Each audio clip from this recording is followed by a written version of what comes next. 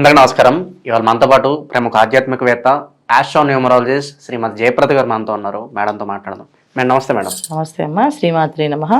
2025 నూతన ఆంగ్ల సంవత్సరం, కొత్త సంవత్సరం వస్తుందంటే అందరికీ మాకు ఎలా ఉంటుందో తెలుసుకోవాలనే ఒక కోరిక అయితే ఉంటుంది. మరి 2025 వర్ష ఫలాలు ద్వాదశ రాశుల వారికి ఎలా ఉండబోతున్నాయి మేడం? తప్పకుండా. ముందు మీకు చూస్తున్న ప్రేక్షకులందరికీ నూతన సంవత్సర శుభాకాంక్షలు.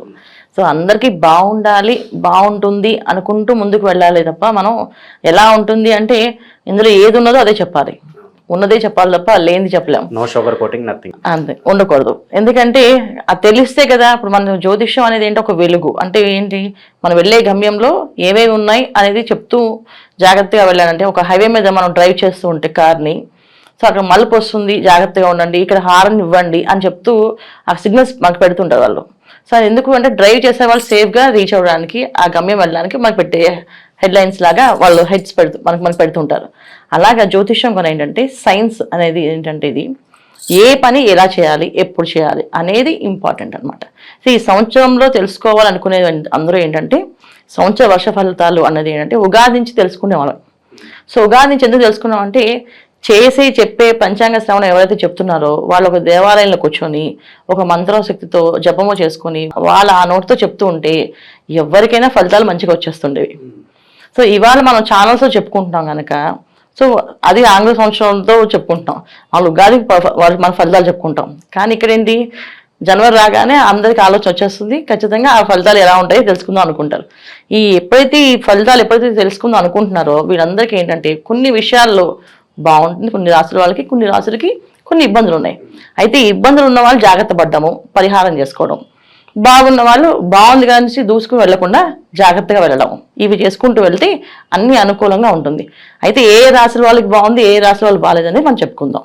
మేడం 2025లో ఓవరాల్గా తులారాశి వారికి ఎలాంటి ఫలితాలు ఉండబోతున్నాయి, గ్రహస్థితి ఎలా ఉంది, ఎలాంటి రెమెడీస్ చేసుకుంటే బాగుంటుంది అంటారు? తప్పకుండా తులారాశి వాళ్ళకి ఈ సంవత్సరం అంతా కొంచెం బాగుందని అనుకోవాలమ్మా. కాకపోతే ఏంటంటే జనవరి నుంచి కాస్త మిశ్రమ ఫలితాలు, జనవరి తర్వాత మే నుంచి మంచి శుభ ఫలితాలు.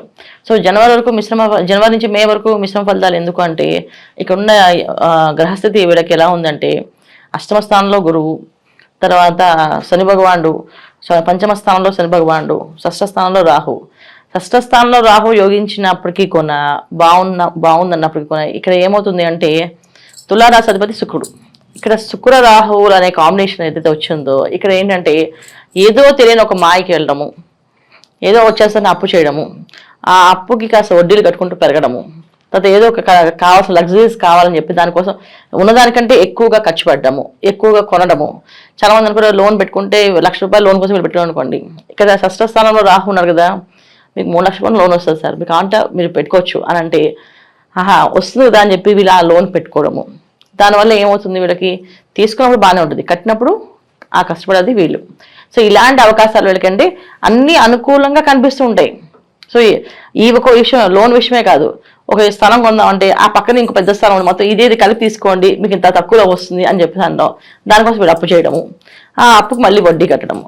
ఇలాగా అష్టమ స్థానంలో గురువు ఉండడం వల్ల, పంచమ స్థానంలో శని భగవాన్ ఉండడం వల్ల, షష్ఠ స్థానంలో రాహు ఏం చేస్తారంటే ఈ రెండుకి వాళ్ళకి హై ఎక్స్పెక్టేషన్స్ పెంచేస్తుంటారు. ఈ పెంచడం వల్ల ఏంటంటే వీళ్ళు పెంచుకుంటూ వెళ్ళిపోతూ అది పీకలోతుగా మునిగిపోయే అవకాశం ఉంటుంది. సో వీళ్ళు చేయాల్సిన పని ఏంటంటే ఏ పని చేసినా 1-10 సార్లు ఆలోచించి, వాళ్ళు ఇస్తానంటే మనం తీసుకోవడం కాదు, మనకి ఎంతవరకు అవసరం ఉందో అంతవరకు తీసుకోవడము, అలా ప్లాన్ చేసుకుంటే జీవితం బాగుంటుంది. లేకపోతే ఏమవుతుందంటే జనవరిలో అన్ని అవకాశాలు బాగున్నట్టుగా అనిపించి మే వరకు అన్ని పీకలోతులు పెట్టేస్తా, ఆ తర్వాత బాగున్నా వీటికి కట్టారు కదా. సో వచ్చే అదృష్టం అంతా ఏమవుతుందంటే ఈఎంఐలు లోన్లు కట్టుకొని సరిపోతుంది. అదృష్టం వస్తుంది కానీ అదృష్టం ఎక్కడ వస్తుంది, వచ్చిన డబ్బు వచ్చినట్టుగా కట్టేస్తుంటాం, లాభంలో లేదు. అదే కాస్త మే వరకు జాగ్రత్తగా అంటే లోన్స్ కావాలన్నప్పుడు వాళ్ళకి కంపల్సరీ లోన్స్ పెట్టుకునే వాళ్ళు కాస్త ఆగి మే తర్వాత పెట్టుకుంటే అది పర్ఫెక్ట్గా వీళ్ళకి పనిచేస్తుంది, యోగిస్తుంది, బాగుంటుంది. అంతవరకు ఆ ఓపిక పట్టి చేసుకుంటే అన్ని అనుకూలంగా ఉంటాయి.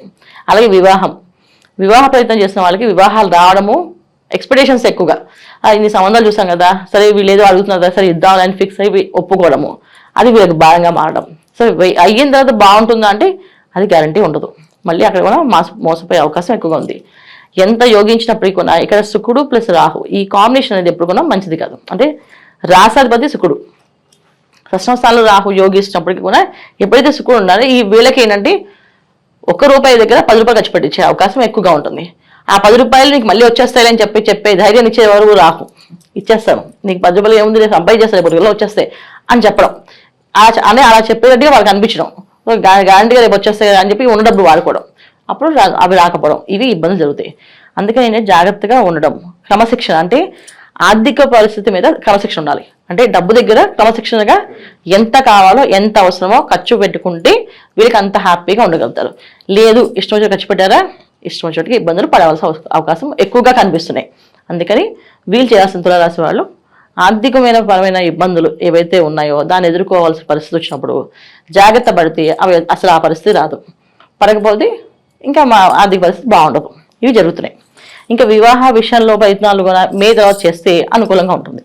ఉద్యోగ విషయాల్లో వ్యాపార విషయాల వాళ్ళకి చాలా అనుకూలంగా ఉంది. ఎందుకంటే షష్ఠ స్థానంలో రాహు యోగిస్తాడు బ్రహ్మాండంగా. వీళ్ళకి అన్ని పనులు ఇంత చేస్తాము అని అంటే వీళ్ళు బాస్ దగ్గర మేము బాగా చేస్తా అని చెప్పి మంచి మాటలు అంటే ఇంకా ఆ మాటలకి ఖచ్చితంగా వాళ్ళు ఫిదా అవ్వాల్సిందే. అలాంటి మాటలు అలాంటి అవకాశాలు ఆయన కలిగిస్తాడు. ఎందుకంటే షష్ఠ స్థానంలో రాహు కదా బ్రహ్మాండంగా కలిగిస్తాడు, చేయగలుగుతారు.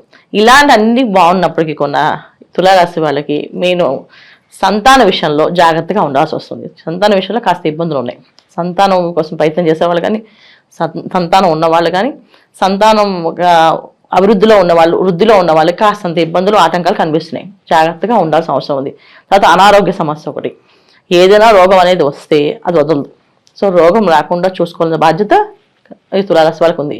ఈ సంవత్సరంలో వీళ్ళు చేసుకోవాల్సిన పరిహారమైన బాధ్యత అయినా ఏదైనా చేసుకోవాలంటే ఎక్కువగా ఇంట్లో ఆహారాన్ని తీసుకోవడం, శాకాహారాన్ని తీసుకోవడం, ఆదివారాలు నియమనిష్టలతో ఉండడం, ఆదివారం మాంసాహారం ముట్టుకోకూడదు, ఆదివారం ఏ పార్టీలకు వెళ్ళకూడదు, ఆదివారం చక్కగా దేవాలయానికి వెళ్ళాలి, క్షేత్ర దర్శనం చేసుకోవాలి, చక్కగా ప్రదక్షిణాలు చేయాలి, వీలైతే భజన చేయాలి. ఇలా చేసుకుంటూ వెళితే అనారోగ్య సమస్య అనేది రాదు. రోగం అనేది వస్తే అది వదలదు వెళ్ళి. ఆ రోగం రాకుండా మనం బాధ్యతగా ఉంటే ఖచ్చితంగా ఇబ్బంది లేకుండా బయటపడతారు. లేకపోతే తులారాశి వాళ్ళకి అన్ని బాగున్నప్పటికీ కూడా అనారోగ్య సమస్య అనేది ఉంది, జాగ్రత్త అది వెంటాడుతుంది. అది జాగ్రత్త పడాలి. ఇది మెయిన్. మేడం, సంవత్సరం అంతా చేసుకోవడానికి వీలుగా తులారాశి వారికి ఏదైనా పరిష్కార మార్గాలు ఉంటే తెలియజేయండి మేడం. తప్పకుండా వీళ్ళు ప్రతి శుక్రవారం లక్ష్మీ నరసింహస్వామి గుడికి వెళ్దాం. లక్ష్మీ నరసింహస్వామికి అర్చన, అభిషేకము, ఆ తర్వాత వస్త్రదానము అంటే వస్త్రాలు ఆ స్వామివారికి అర్చన చేయించడానికి ఇవ్వడము, ఆ వస్త్రాలని దానం చేయడము అంటే స్వామివారికి అమ్మవారికి పెట్టిన పట్టు వస్త్రాలు ఏవైతే పెడతామో అవి తీసుకొని బ్రాహ్మడికి కట్టుకోమని చెప్పి ఇవ్వడం. అలా ఇవ్వడం వల్ల వీళ్ళకి అనుకూలంగా ఉంటుంది. చాలా మంది దేవుడి దగ్గర వస్త్రాలు పెడితే మనం తెచ్చుకోవాలి కదా, మనకి బాగుంటుంది కదా, మనం వేరే వాళ్ళకి ఇచ్చేస్తే ఎలాగాని. అలా కాదు, ఇక్కడ వస్త్రదానం అనేది భగవంతుడికి సమర్పిస్తున్నదిగా భగవంతుడి స్వరూపంగా బ్రాహ్మడికి దానం ఇవ్వడం. అంటే అది ఆ వస్త్రం భగవంతుడే కట్టుకున్నాడు. ఇప్పుడు దేవుడి దగ్గర పెట్టి తీసుకోవడం వేరు, దేవుడికి ఇవ్వడం వేరు. సో దేవుడికి ఇవ్వాలంటే దేవుడికి కట్టడము, వస్త్రాన్ని కట్టడము. సో కట్టి వాళ్ళు ఏం చేస్తారు, మళ్ళీ దాన్ని ఆక్షలో పెట్టి అమ్మేస్తారు. అదే వస్త్రం పెట్టిన తర్వాత అక్కడున్న బ్రాహ్మడికి ఇచ్చి ఈ వస్త్రాలు మీరు కట్టుకోండి స్వామి అని చెప్తే భగవంతుడికి సమర్పించినట్టు వస్తుంది.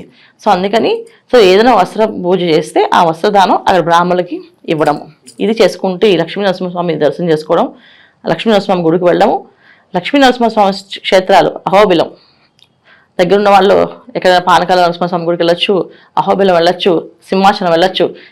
ఏ ఊర్లో నరసింహస్వామి క్షేత్రం దగ్గరగా ఉందో వాళ్ళు అక్కడ ఆ ప్రాంతాల వాళ్ళు చక్కగా వెళ్ళి ప్రదక్షిణాలు చేయడము, అక్కడ స్వామివారికి ఆచారం ఏదైతే ఉందో అది చేయించుకోవడము.